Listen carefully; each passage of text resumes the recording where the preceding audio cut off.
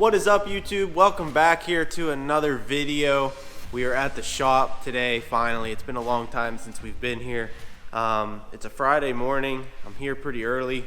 I'm gonna try and slide my truck in and do something that I've been waiting to do for a very long time.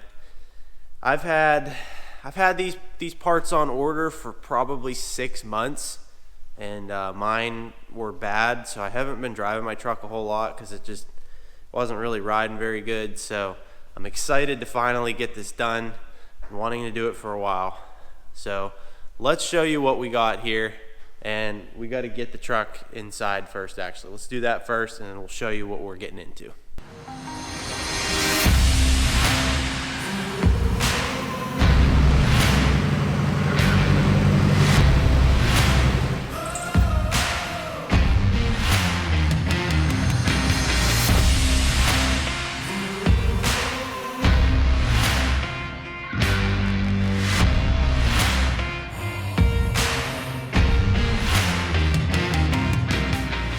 We got the truck up in the air. I'm gonna show you guys kind of what we're doing. I'll give you a hint. Come back here first. So, if you look at this here, you'll see a little something something. I don't think that's supposed to do that. If you could only imagine the amount of fluid this thing leaked out. In my parents' garage at home, I had a trail of fluid the length of the truck from that shock alone. So I'm willing to bet that every one of these shocks is completely worn out. This one does not look healthy either. This shock over here actually is alright, because when I first got these shocks, probably 3-4 years ago now, this one actually was blown out like months after I installed it. So I had to send it to Fox and have them repair it. And to be completely honest, hopefully they're different now, but their warranty process back then was an absolute nightmare to use. So that's kind of why I decided to try something different this time. We went with Bilstein 5160s. Resis. These are the rears here. I got the nice Bilstein clamps, Resi clamps for the rears, and then here's the fronts. Let me show you. We got these kryptonite Resi shock mounts for the 01 to, I think 01 to 10. I'm not sure though. Don't quote me on that. But these basically are just gonna go on top of the shock tower. I think we will have to bolt them in. There's 2 holes. We'll probably have to drill and bolt these in so that they don't want to spin on us. We'll see when we get those ones out. But I'm definitely really excited to try these. Try something a little different too. This thing has definitely rode like crap for a while. It's just, you can tell there's just no resistance. It bounces all over the place. So I'm excited to get these things in, but with that being said, we'll start with the rears. Let's get those rear shocks out, get these new ones in.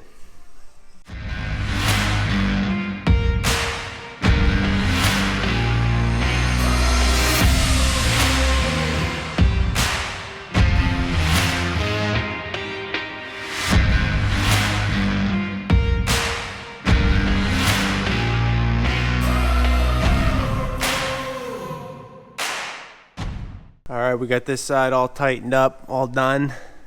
So there's our mount. I got Mark out here to give me his opinion too. I set these, level with the bottom, and then I kind of put them on a little bit of an angle. I put the Resi on the outside, because on that side we'll have no choice but to do it on the outside. So I think they look pretty good. And then I just added one of the stickers that they give you with the shock right there. Pretty happy with how that turned out. So we'll do that one next. So we got this side all done too. Kind of tried to copy the other side, basically exactly the same. I like how these things look so far. They look good from back here. Can't really see that one too much. Kind of see it up through there, but yeah, I mean, the main thing is I'm just curious how they ride. We got the door open today. It's a nice day out. Expanding the parking lot, that's what we're going to be working on later at the shop. That's probably the latest thing going on. It's been quite a bit of work. We probably took down 10-15 trees. Got one tree to do today, and then we can lay fabric and start spreading those millings.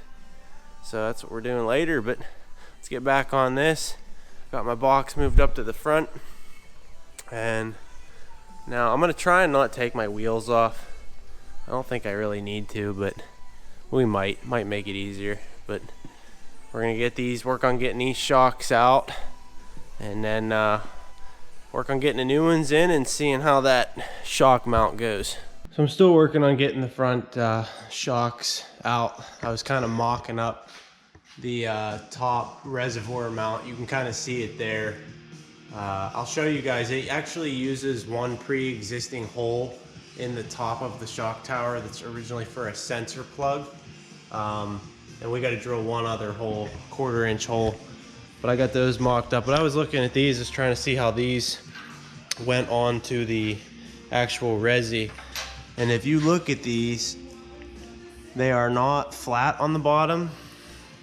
So these things actually, like, you kind of, I'm not gonna be able to do it with one hand, but you bend them a little bit and they press over here. So they're pretty tight fit on the resi body. And then as you tighten these bolts down, it's gonna try and flatten that out on the bottom, which in return is gonna crimp, close this in and crimp this onto the body so that it stays. I just thought that was a really, really cool design. Somebody really was thinking there for that. That's why we love Kryptonite products. But let's get these things out now, finally. We'll start work on getting these in. So we'll start with this side. This might be really hard to see. Hang on a minute. Get a light. So you can see there's a hole right here that was for a sensor. There's another hole back here on this side, but it's too far off. You see my white mark right here? That's the one that I marked. I put a bolt in this one since this is the existing one and lined this one up over here, marked it. And I did this while the shock was still in with the rubber bushing down on top of the mount here. As you can see, this hole has to line up with that rubber bushing. So I just did it with the old shock in there. Slid the bushing on, got them marked out. So we're gonna get that drilled. We'll get this bolted in, and then we can work on putting the shocks back in.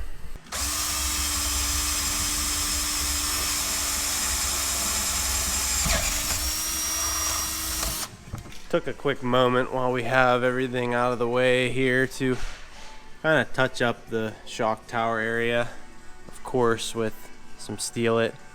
If you guys don't know about this stuff, this is the greatest spray paint, like the greatest paint in a can you could ever possibly think of.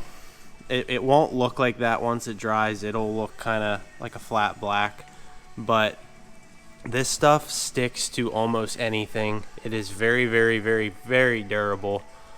It requires very little prep, so it's perfect for, frames and stuff that just isn't a perfect surface that, no matter how much you prep it, it's like regular paint won't stick. This stuff sticks. I mean, you can coat bare steel and it'll hold up like no other once it dries.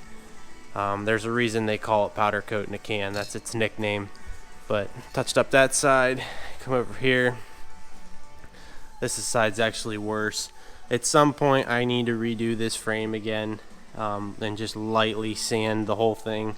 It won't take a lot of prep work, but I want to go over it in this stuff because it would look so much better. This chassis saver has held up, but it looks really chalky and dull, and I really don't like it. But that's a project for definitely another time. We got the mount on this side all bolted in. You can see our 2 bolts under there come right up through. So that's nice because this thing is nice and sturdy now. You'll never have to worry about it spinning. So we're gonna get the shock in on this side and get our resi all mounted up. All right, I didn't even video the first side because kind of was going through some troubleshooting. So if you look at the length of the stud on this Bilstein shock, and we set the Fox parallel with it, you can see the Fox one is just a little bit longer.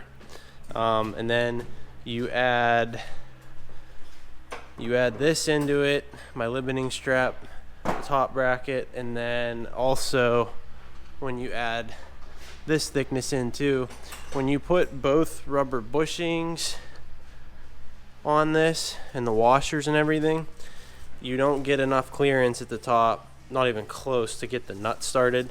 So what I did was I went like this and just ran the bottom bushing. I didn't run one on the top. I put the washer on the top like this, but no bushing. I don't have room for it. I tried cutting this one. I think if I spent enough time on it, I could probably get it thin enough to where it would work, but I don't have a belt sander here. I think that would be the trick. So I'm just gonna run no top bushing for right now. If I feel like it, might try and figure it out down the road, but right now I don't think it's worth it. So I'll show you how this next side goes here, and I'll show you the finished side. If we come over here, there's the resi. I didn't put the sticker on yet. I tore the sticker on this end off because it didn't look good at all. But that's what the finished product looks like on this side. So we're gonna do the other side.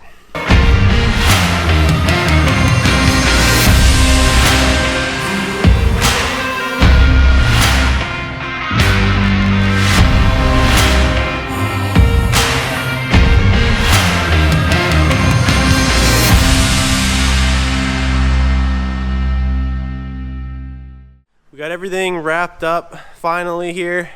Here's the finished product. Got the decal on. Could not be happier with how those mounts are. Everything turned out really, really good. Like I said, the only mishap we had was that bushing not working, but everything down below. Got the limiting strap back on the bottom. Here's this side. Oh man, real happy with how that turned out. So, Cole, what do you think of the new setup? I think it looks extremely good. I really like it. Bilstein or Fox shocks? Oh, Bilstein all the way. All right. Haas, what is the review of the shocks? What do you think? 10 out of 10. Fox or Bilstein guy? Bilstein. All right. We got some Bilstein fans in the building. Guess. Oh yeah, dude. Haas got the custom sticker on the box. Check it out. Look at that. Mark's out here pushing trees over, running the excavator. That's where we will be off to next. With that being said, guys, that's gonna wrap it up for this one. Hope you guys enjoyed the content. Hope it gave you maybe some ideas if you're looking for some new shocks on one of your trucks. And if you haven't already, please drop a like and subscribe so you don't miss out on I butchered that. On any future content, and we will catch you on the next one.